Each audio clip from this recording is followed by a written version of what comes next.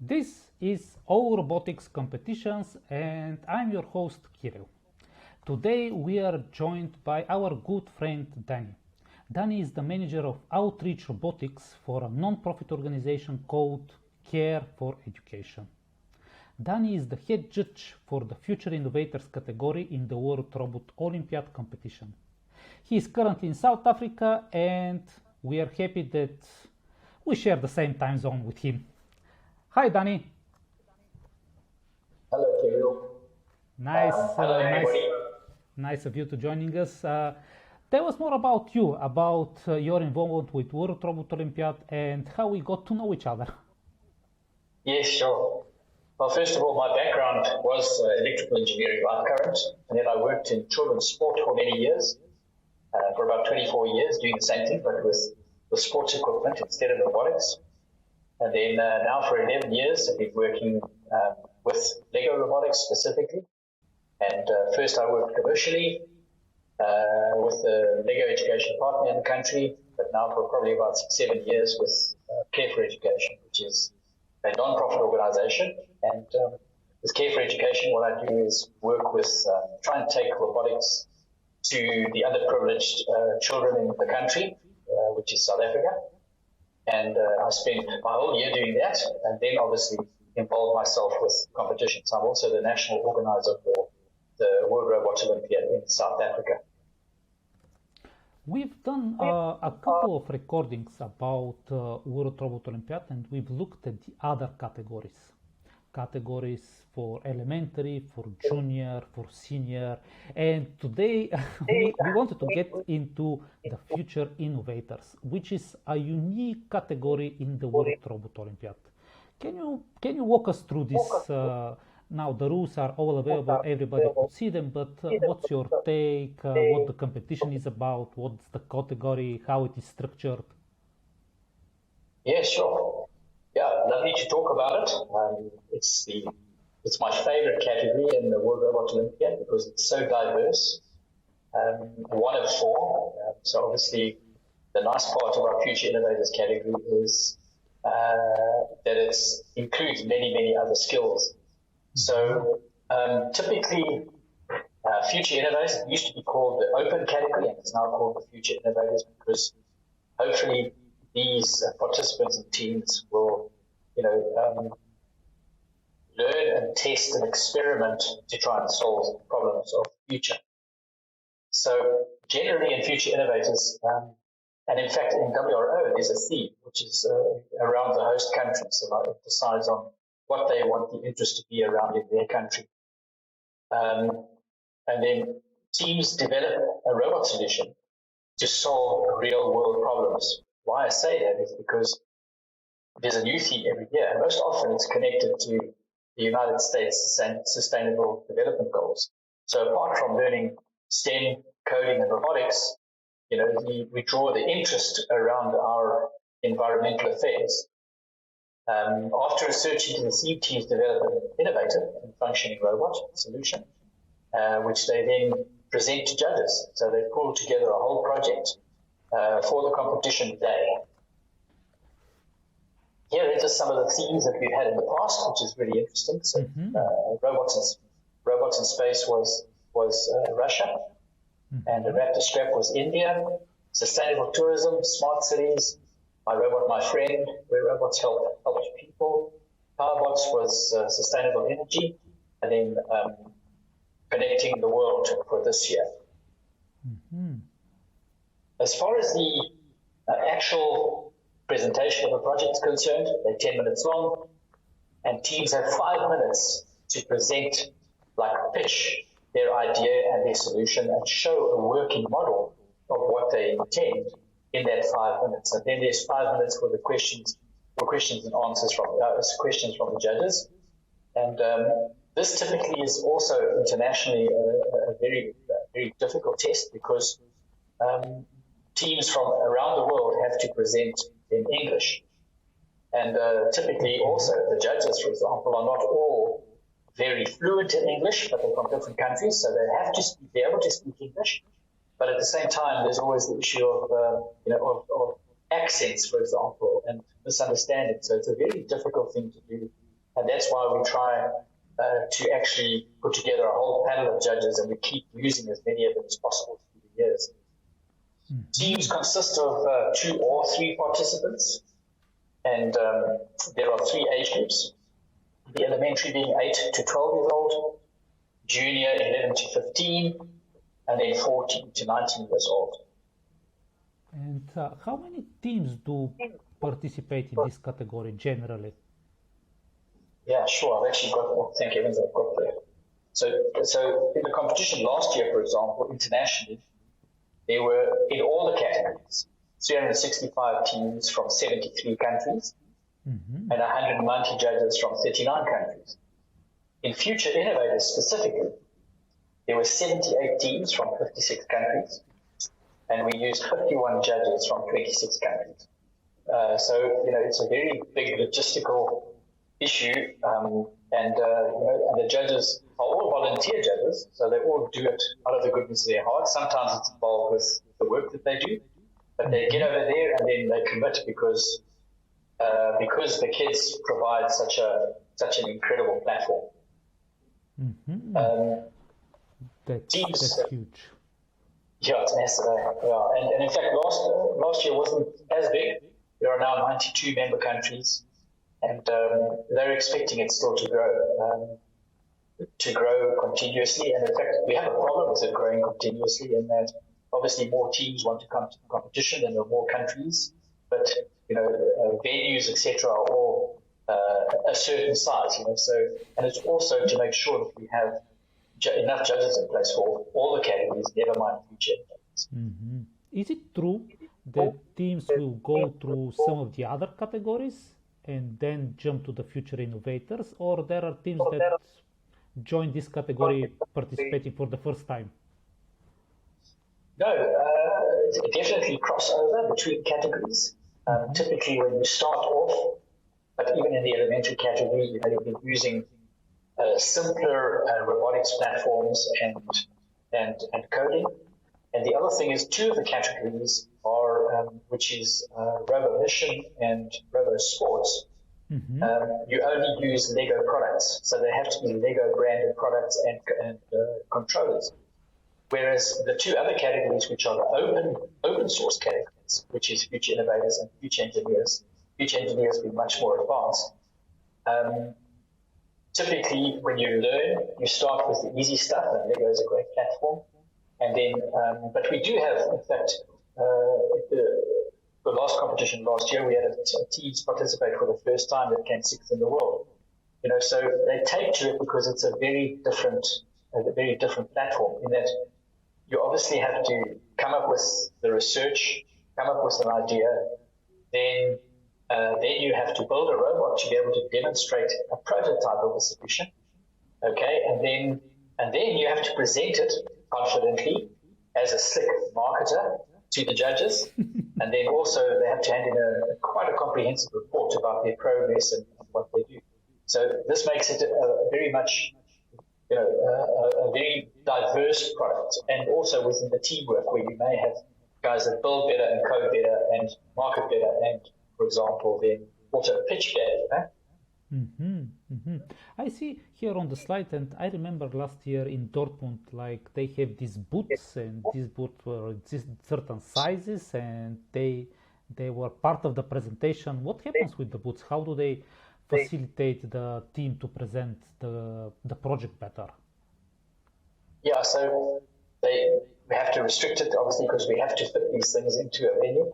But 2 meters by 2 meters by 2 meters, an exhibition cubicle. And within the rules, they have to do their whole presentation and present the whole project within that space. And you'll see some pictures just now where, in fact, I think I could probably move to that. Yeah, here we go. So the examples of the booths. So you can present on tables, you can present on the floor, but you're not allowed to move outside that competition area.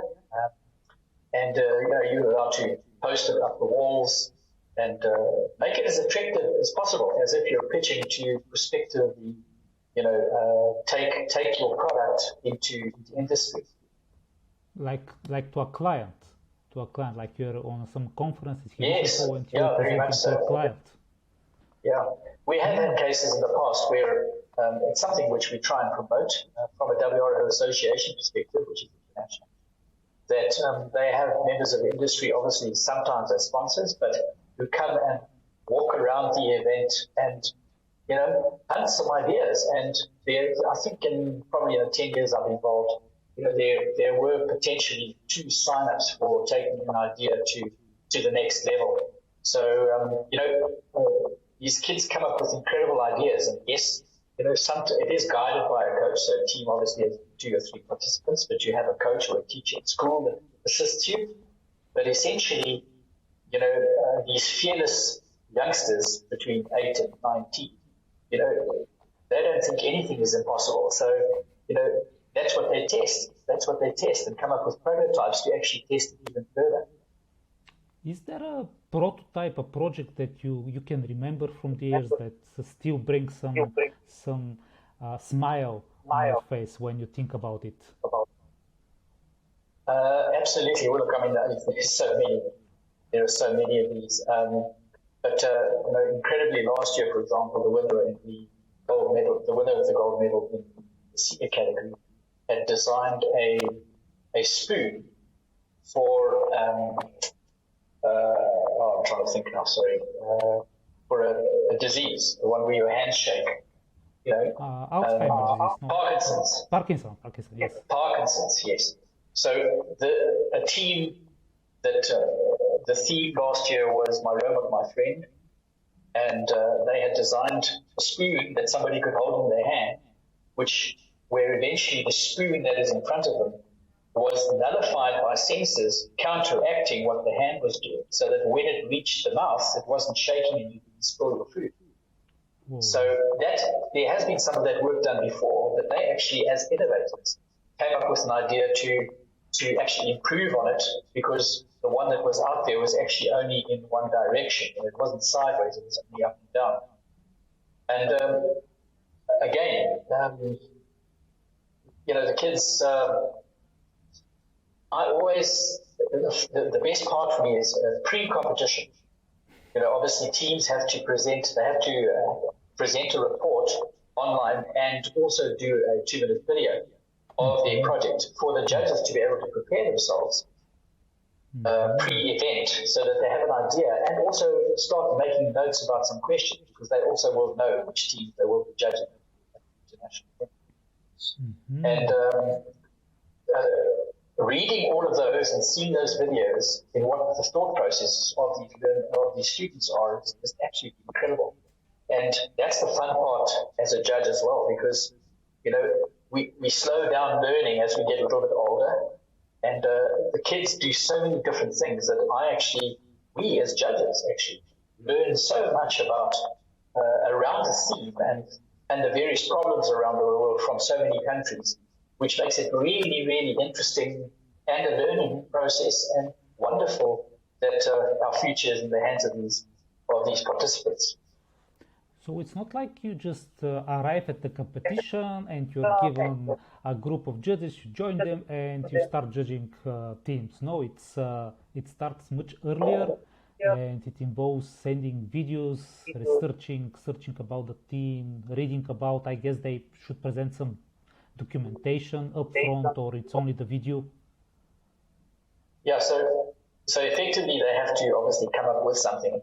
The theme is normally presented by the end of January, and then the international competition is in mid-November. So teams would then come up with something like that, but because they need to qualify for the international competition, they would first present their projects or do robotics at a regional event within the country. And then from the regional event, they would qualify to go to the national event.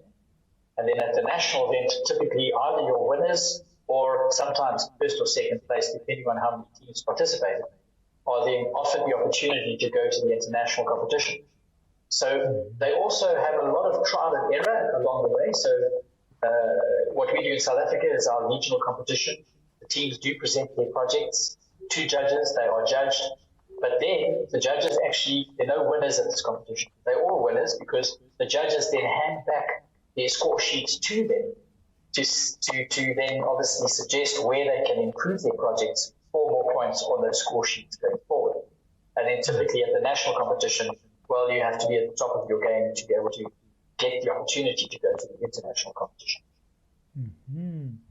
That's where the fun is.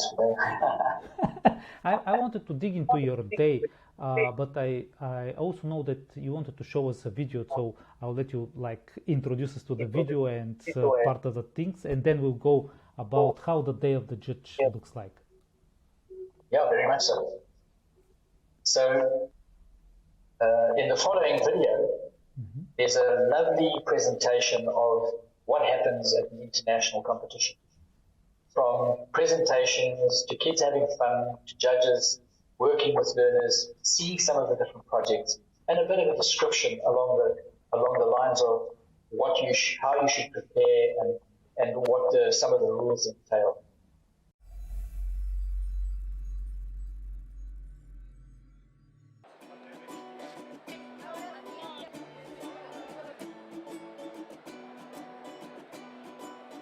The Open category is a project-based competition. Students are tasked with creating intelligent robotic solutions that relate to the theme of the season.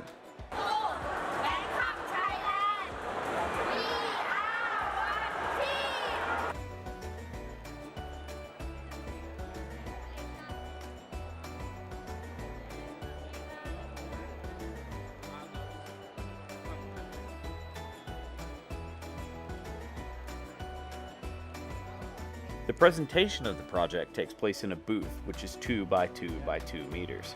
And teams are encouraged to decorate their booths with posters that explain the project. So every year there's a lot of trees and plants that are cut down, and trees obtain the CO2 in the atmosphere by the photosynthesis.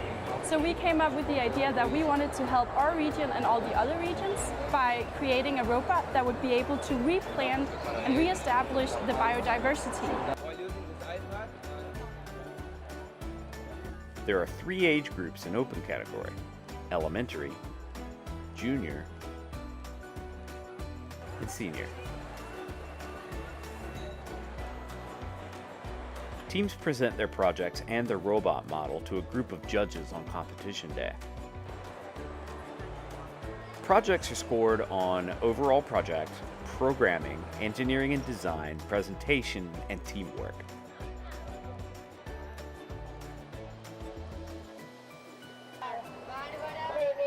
And we are the team Innovators.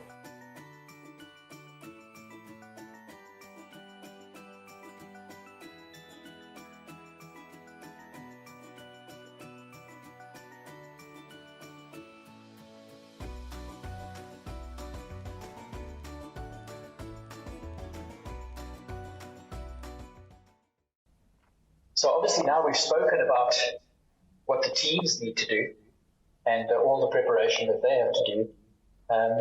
But typically, the judges play a massive role within the Future Innovator category, because unlike the other categories where you score points when something is in or out, and that's an easier decision to make, having opinions, judges with opinions and lots of experience, but all having different opinions, makes it subjective. So not everybody agrees.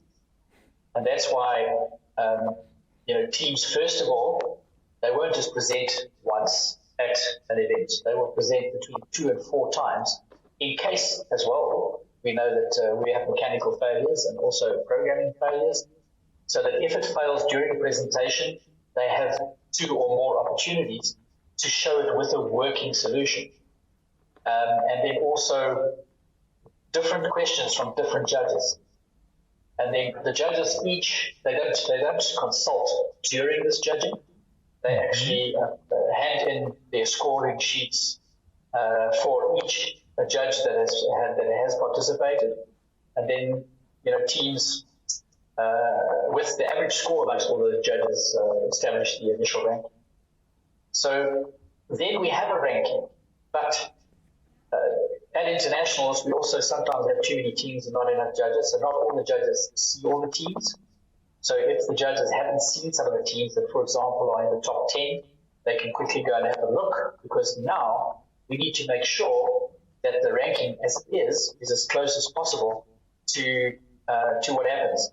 Typically, this is the other thing that's also quite difficult is, we have judges who are more strict than others and judges who are more lenient than others.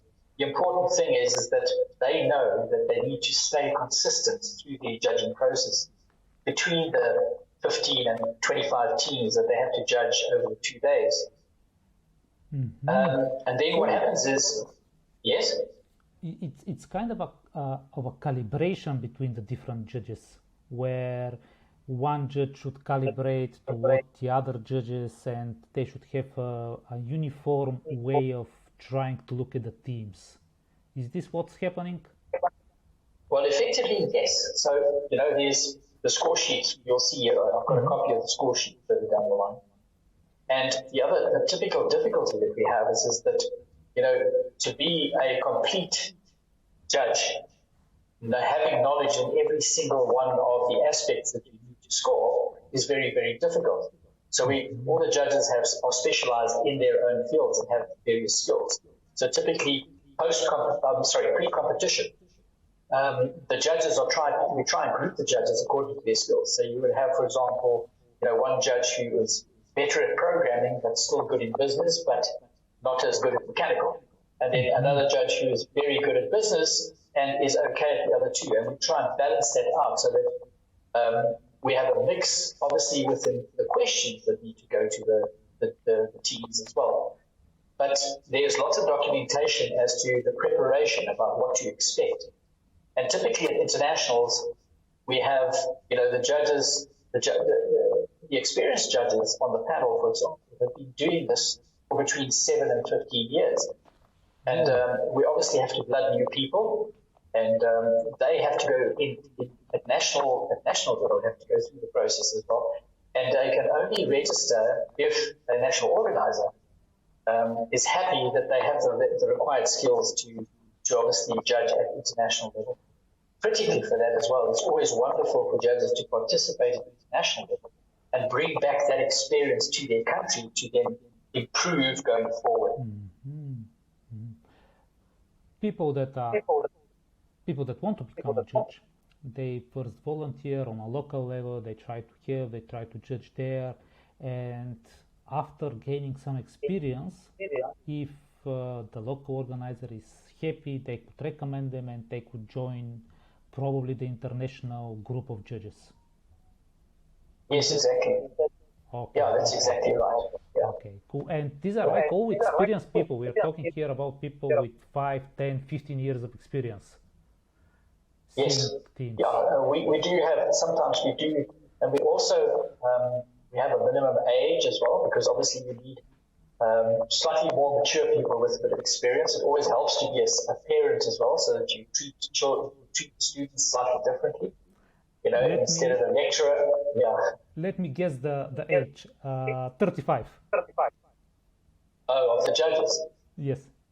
No, the minimum age is 20 years old. And then obviously they've left home and had some studying their degrees, etc. So they have a little bit of independence, as a track record as well. But again, that's why we say we need a balance. So probably the proportion is 60 or 70% experience with 30% not so experienced. Got you. Yeah. Okay, and how about the scoring? How is the scoring structured? You see all these teams, you move. It's like as you showed us in the previous slides, it's 5 minutes of presentation from the teams, and then it's 5 minutes of questions. I guess that's enough. Probably it's not like it's trial and error, and you've seen that this is okay as a time. But then how does the scoring work? Yeah, sure. So on the screen at the moment, I've just put elementary and senior just so we can read it, because there's obviously a junior group in between. And the score sheets are slightly different because obviously they have to be a little bit more age appropriate. Where elementary is more fun and playful, senior is more precise and engineering orientated with difficult code. And then if you just look at, for example, under project and innovation, where we speak about the business aspect. So the business aspect for an 8 to 12-year-old wouldn't be very strong and they wouldn't really know what's going on. So all we want them to do is come up with a key innovation and a slogan for the product that they're trying to promote. Whereas if you go to the senior, for example, you have the same thing, key innovation and slogan, but extra elements of entrepreneurship. So you have to show in your report and in your presentations a cost structure, a revenue stream, key resources partners, and then have you approached anybody, have you had feedback from industry onto the next steps in prototype development. So, that is the difference, for example, between the two. The scoring bracket can also vary slightly. So, for example, the idea, quality, and creativity is 30 points because it's a fun one for elementary. But in senior, it's slightly less points because now we start focusing more on the engineering aspect. And we add bigger points into the robotic solution and obviously their coding and the robots. So, yes, obviously the score values on the right-hand side, which is the maximum points. So to make it easy for the judges not to be able to have to work out, okay, how many out of 30 or how many out of 10 or 15 is they will score what they see between 0 and 10. And typically, mostly at international competitions, we could probably remove the 0, but if you hand in a report, for example, you might get a 0.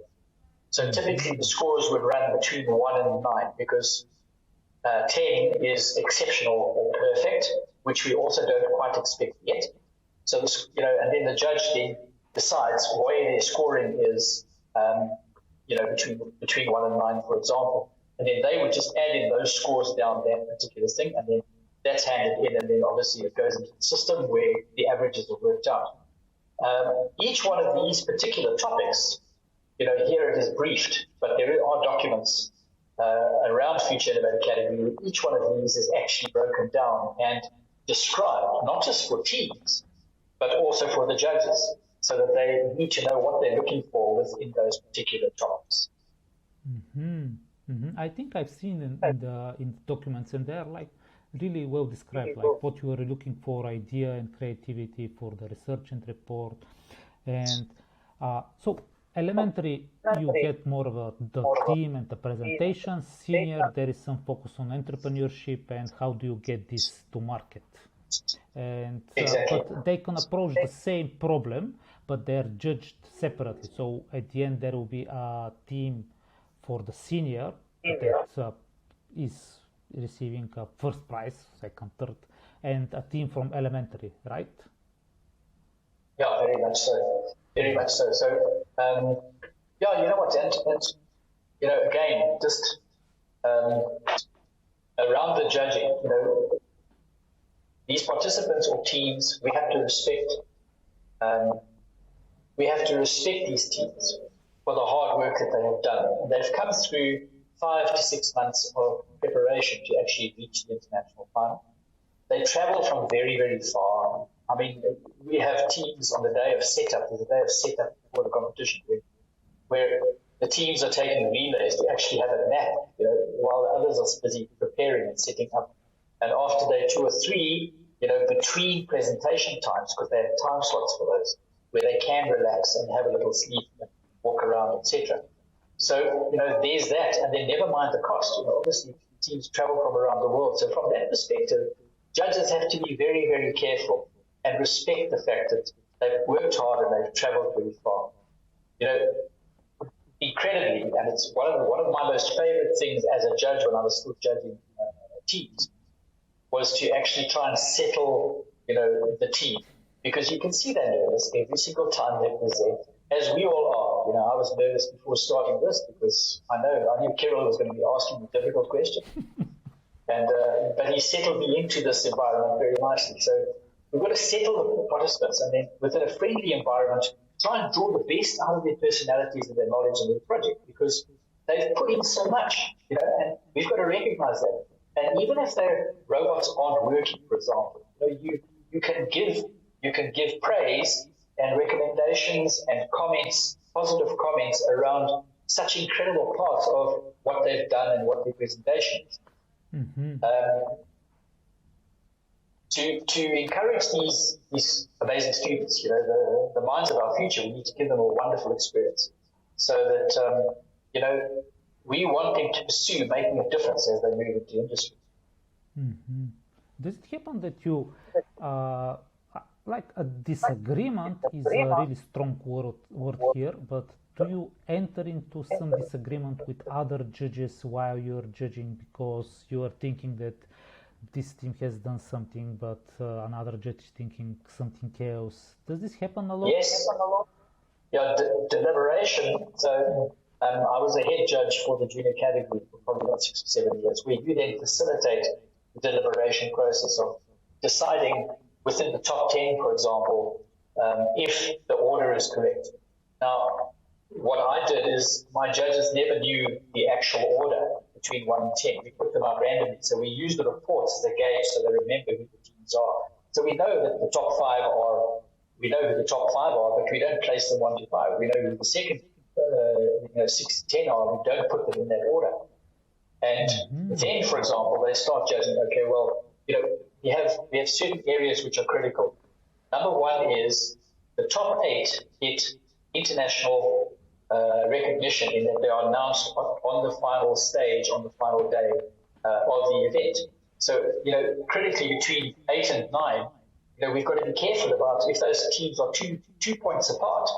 The judges have to agree that they are sure that number 8 is number 8 and number 9 is number 9.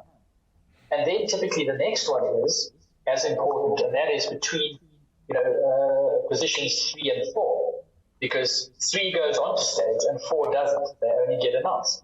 So if it's easy if there's a bigger points difference, because then some will argue and some will don't that no, there's a big points difference. These were definitely better than that. And teams do shift. We don't have teams coming in from the outside. We don't have 10th going to 1st, for example, because there are so many scores. So effectively, if you have an average between 8 and 12 judging scores, that's a pretty good process to actually give you a very, very fair average to take to deliberation.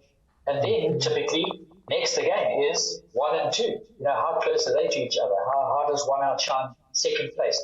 Because the top 3 obviously go onto stage and receive medals. So yes, there are lots of questions, and when judges obviously have to respect each other too, because opinions are opinions. But you can present a case for 4th becoming 3rd, and presenting your case to other judges. And then I have had cases, because unfortunately also time constraints, is that we couldn't decide, and that in a group of 8 judges we actually had to have a vote because it was so close. So that's how close it does get sometimes. And you had to have a vote, so you 8 people, you had to vote it because there was such a small margin between the 2 teams, right? That's right. If they couldn't come to an agreement by themselves, and there were people still arguing that 4th year to be 3rd, then you have to vote between the 2. Because we've only got, generally from deliberation time to handing in the final positions, we have probably an hour. So the half hour's deliberation, and then the second, a little bit of that time, you might want to go and look at re-look at something that somebody said, so you come back and make a final decision.